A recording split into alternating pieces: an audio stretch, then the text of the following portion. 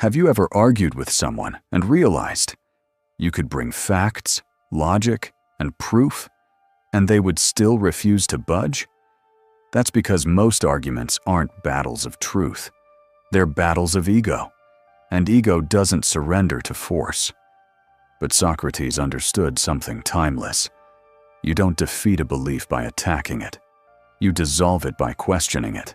Today, I'll give you 5 questions, the core of the Socratic method, designed to expose weak logic, reveal hidden assumptions, and turn loud certainty into quiet doubt. Stay until the end, because the final question is the one that pulls any beautiful-sounding idea down into reality. And most people can't survive that test. Why asking beats arguing. When someone argues, they build a tower of words, and every tower has a weak brick. The problem is, if you attack the tower directly, they defend it, even if it's wrong. But if you ask questions, you don't fight the tower, you dig under it. That's the psychological edge. Arguments make people defensive. Questions make people think. A statement can be wrong, but a genuine question forces the other person to do the work of explaining themselves. And when someone has to explain their belief out loud, they often discover they never truly examined it. Now let's get into the 5 questions. Question 1. How do you know that's true? This looks harmless, almost polite, but it's devastating because it targets the source of certainty. Most people believe what they believe for weak reasons. I heard it somewhere. Everybody knows that. It's obvious. That's not knowledge. That's repetition. So when someone makes a bold claim about you, about life, about the world, don't counterattack. Just ask, how do you know that's true? Then stop talking. Let them search for the foundation. Real life uses, you're going to fail. What makes you so certain? That can't be done. Are you sure? Based on whose experience? Advanced variation. What would have to be true for that to be false? This flips the logic and forces them to confront blind spots. Now the second question is where you expose the invisible part of every argument, the part even the speaker can't see. If you find these insights helpful, consider subscribing to the channel. It's a small click, but a meaningful way to support me as I continue this journey and walk alongside you toward a better life, one day at a time. Question 2. What are you assuming? Every argument has an iceberg beneath it. The visible claim is just the top, and under the surface are assumptions like what people should want, what success must mean, what is normal, what is acceptable. Once you uncover those assumptions, the argument starts to shake, because most suffering comes from untested assumptions about approval, status, and what others must think. Real life uses, I'm not good enough, compared to who? Everyone should do X. Are you assuming everyone wants the same kind of life? This question doesn't destroy by aggression.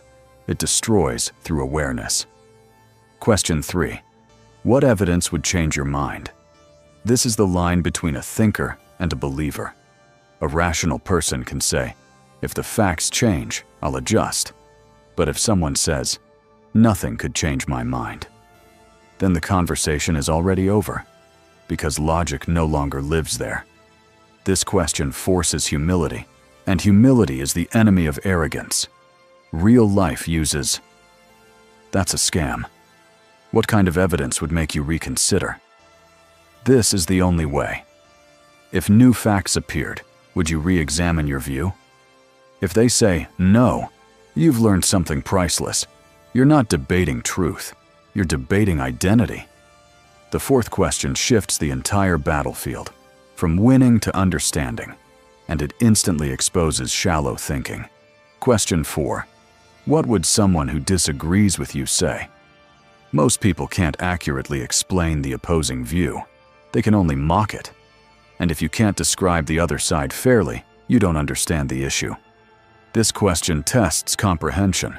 It forces a perspective shift, one of the rarest skills in a loud world, real life uses. In conflict, if you were me, how would you feel? In heated topics, if you were born somewhere else, would you think the same? This is where Stoicism shines. A Stoic isn't obsessed with being right. A Stoic is obsessed with seeing clearly. Question 5. What would happen if everyone thought like you? Some ideas sound noble until you universalize them. This question pushes a belief to its extreme and asks, can it survive reality? Examples. I only lied a little. If everyone lied a little, would trust exist? Everyone does it. If everyone thought that way, who would be the first to stop? This question exposes moral shortcuts. It forces someone to look at the consequences they've been avoiding. And once consequences enter the room, many arguments collapse quietly. Advanced tactics, how to make the method work in real life. You can ask the perfect question and still lose the moment if you talk too much afterward. Here are the Stoic level tactics. 1.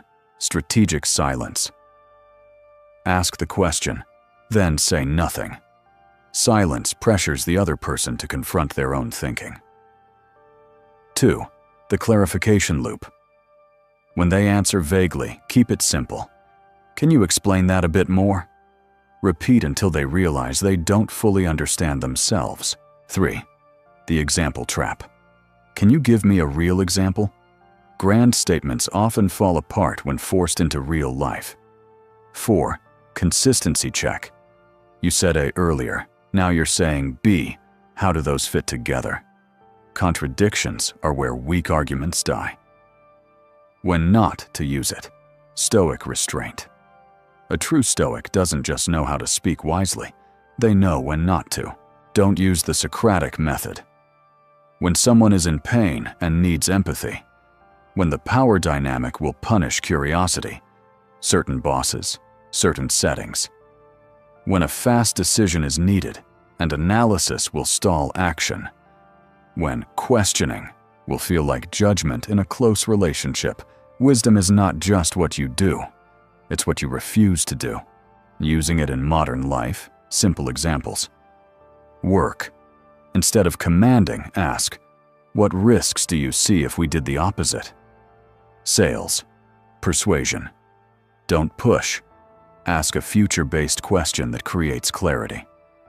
Parenting. Replace shouting with, what do you think happens if you do that again?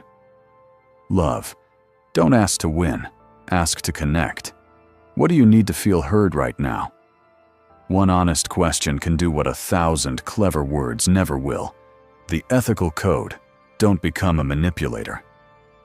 Questions are power, but power has a price. Use questions to humiliate someone, and you become dangerous. Use questions to awaken someone, and you become wise. Protect 3 virtues. Humility. You don't have all the answers. Sincere curiosity. Ask to understand, not conquer. Collaborative thinking. Dialogue over dominance. Guard against the 4 vices. Arrogance. Wisdom used to wound. Endless skepticism that builds nothing. The judge mindset that believes only you hold truth. Because the goal is not victory. The goal is clarity. Closing. The calm power of a Stoic. One day, you'll face someone loud, stubborn, and certain, and you'll feel the old impulse to raise your voice, to defend yourself, to fight back. But remember this, you don't need to shout to be strong.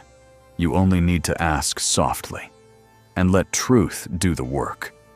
The 5 Socratic questions are not weapons for ego. They are exercises for a Stoic mind. Use them on others, but first, use them on yourself. Because when you learn to ask the right questions, you stop fearing the answers.